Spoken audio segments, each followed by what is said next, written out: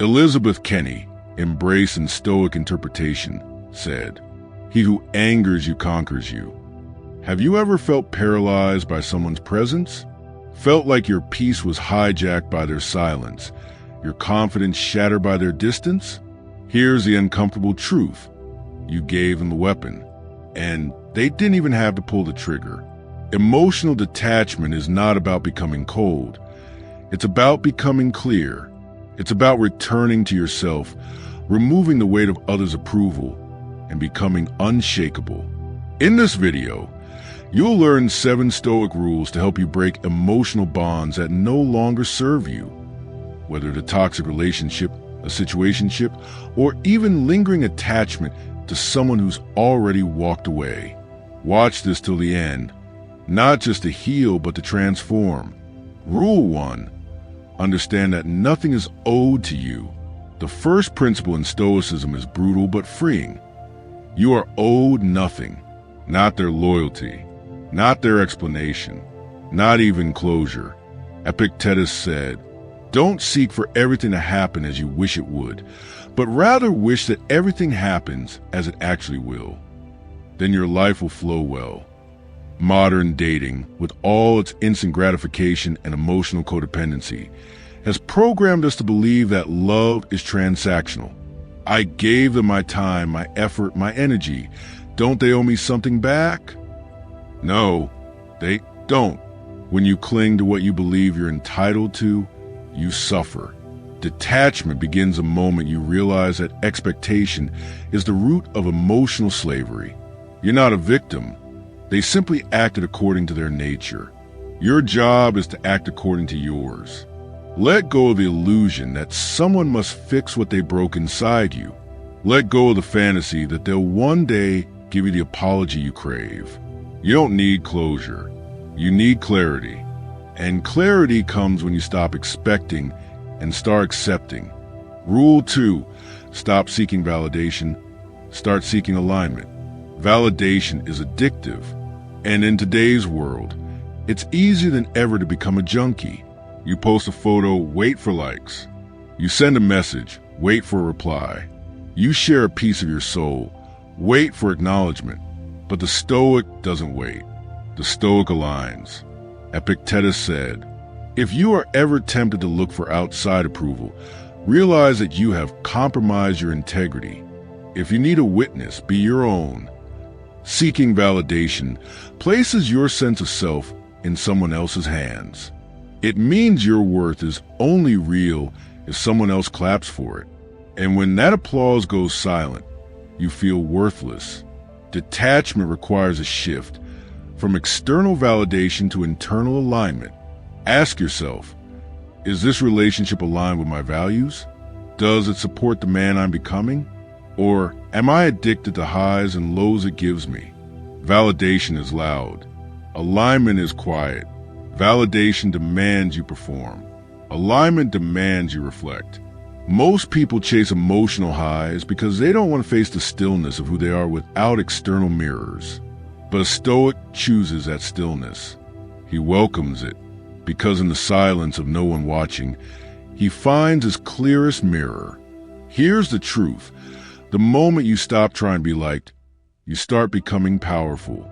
When you act from alignment, you don't need a response.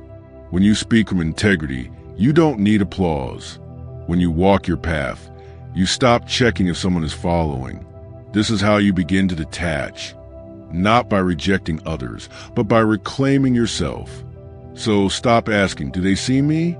Start asking, do I see myself clearly?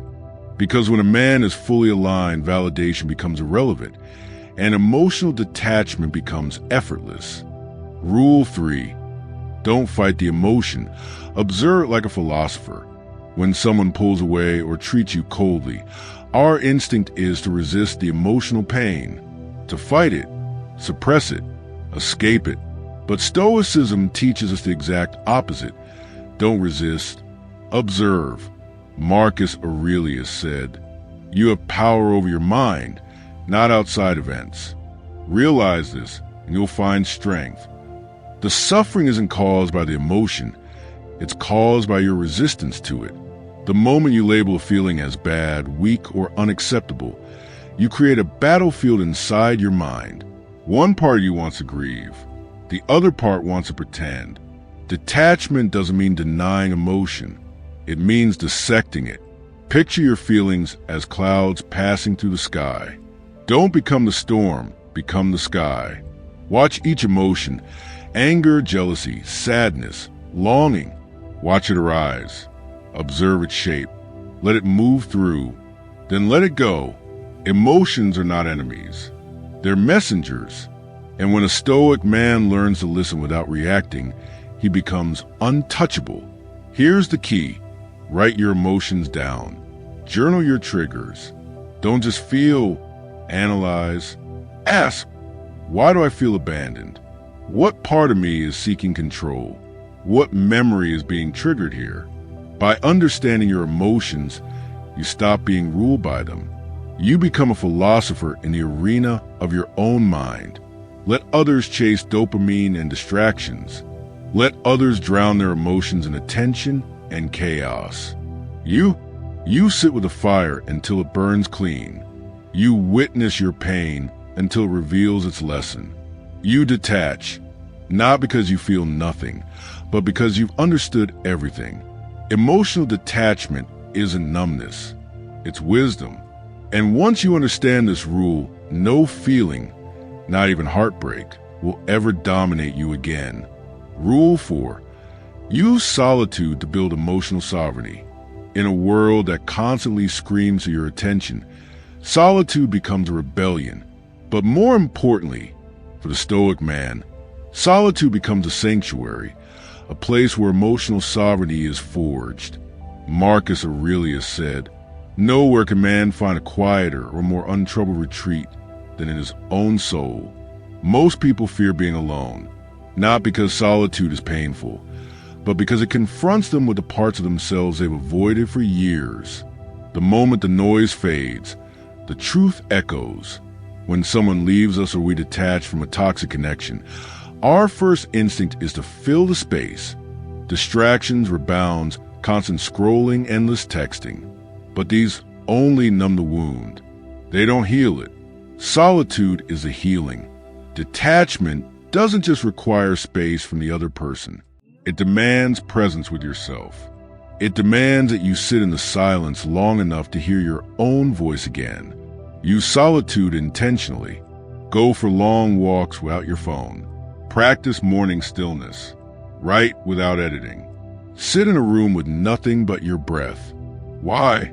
Because the man who can sit alone without craving escape is the man who has mastered emotional sovereignty. Solitude teaches you that you are enough, that you are complete, that you don't need to be seen to feel significant. This is where the shift happens, from dependence to self-possession, from reaction to reflection.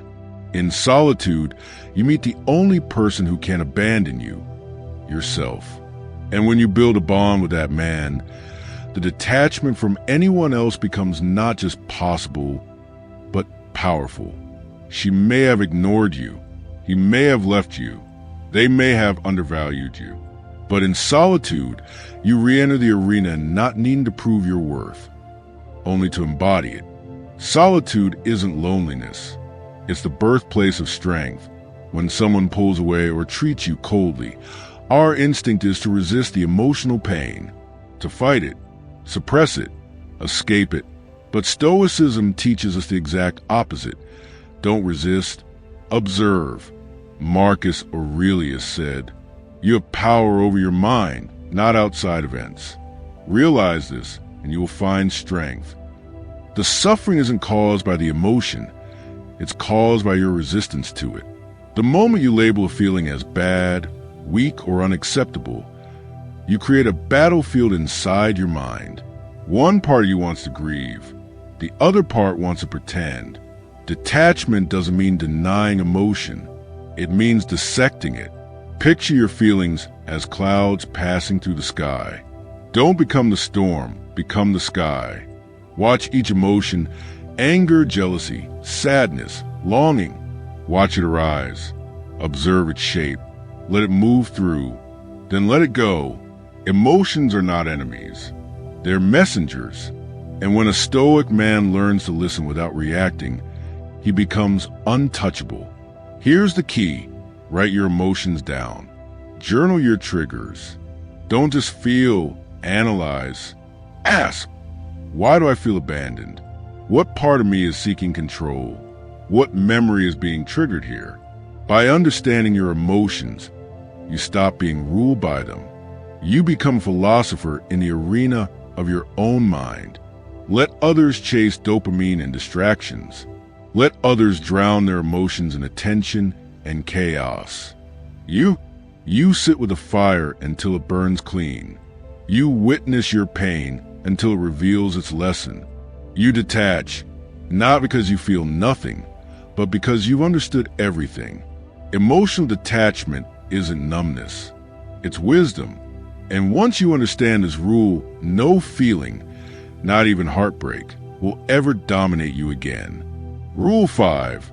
Cut the fantasy, face the facts. Attachment is rarely to the person. They've already shown you who they are. What you're really clinging to is the fantasy. Marcus Aurelius said, "If someone is able to show me that what I think or do is not right, I will happily change, for I seek the truth."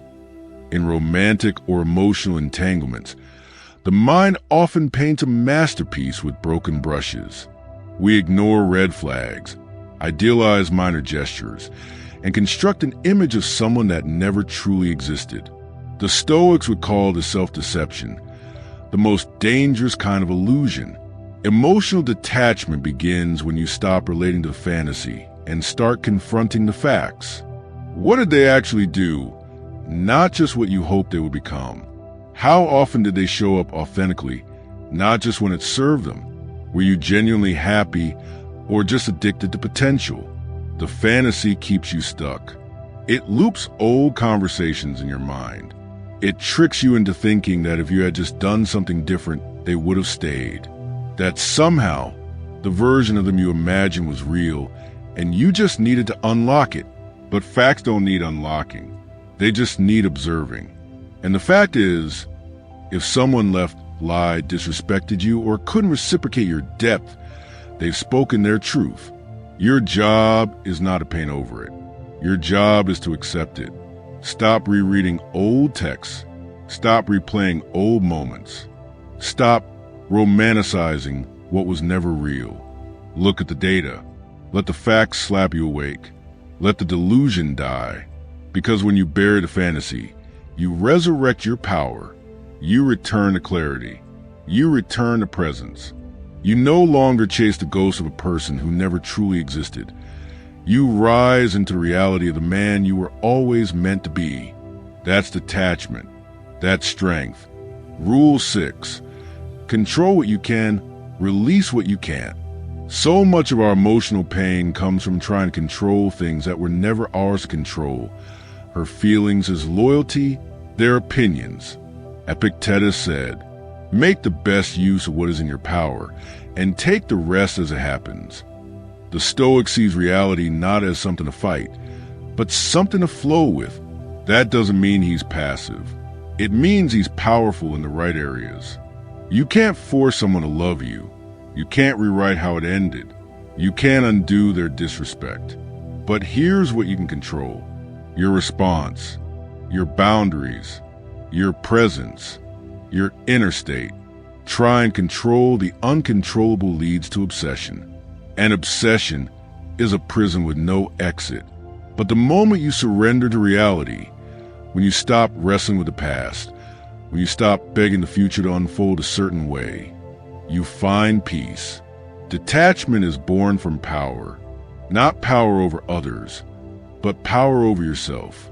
Control your breath, control your rituals, control your attention, control your mind. This is how a Stoic moves through heartbreak, not as a victim, but as a master.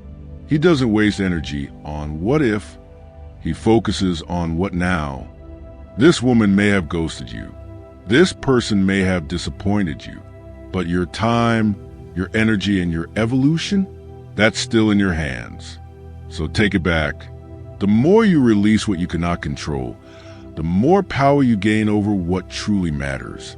And that's how you stop chasing and start becoming. Rule 7. Become unrecognizable by choosing stillness over reaction. The final and most powerful Stoic rule for emotional detachment is this: be still, be silent, be unrecognizable. Marcus Aurelius said, "Waste no more time arguing what a good man should be. Be one." When someone hurts you, mocks you, or ignores you, your instinct will scream to react. You want to post something, say something, do something to get noticed or to prove you're unaffected. But here's what a Stoic does. Nothing. Not because he's weak, but because he's moved beyond the ego battle. The modern world rewards loudness. The algorithm thrives on outrage. Your ex may expect drama. Your old self may crave attention. But detachment is about becoming so still, so sovereign, that they can't even recognize who you become. You don't need to make them regret. You don't need to one-up them. You don't need to win the narrative. You just need to evolve. You become unrecognizable when you no longer react the way you used to, when silence replaces pleading, when peace replaces arguments, when ambition replaces anxiety. Choose stillness. Choose not to explain. Choose growth in private. Let your transformation echo louder than any reaction ever could. People notice. Trust that. People remember who you were, and they will notice who you become. And nothing shakes them more than the realization that they no longer have access to the man they once knew. That's emotional detachment at its highest level, not bitterness, but transcendence. So walk away, not in anger, but in quiet power. And never look back, because the man who chose stillness never needs to. Final advice: detachment isn't about being heartless. It's about being fearless. It's about owning your mind so fully that no one else can live rent-free inside it. These 7 Stoic rules aren't just concepts. They're tools. Use them. Let them forge your identity. Let them sharpen your vision. Let them pull you out of emotional chaos and into unshakable clarity. And if you found value in this journey, if something inside you clicked, subscribe to Stoic Desire right now. Because we don't chase comfort. We chase truth. We don't chase attention. We chase alignment. And we don't chase them, we choose ourselves. See you in the next video. Warrior, stay grounded. Stay dangerous.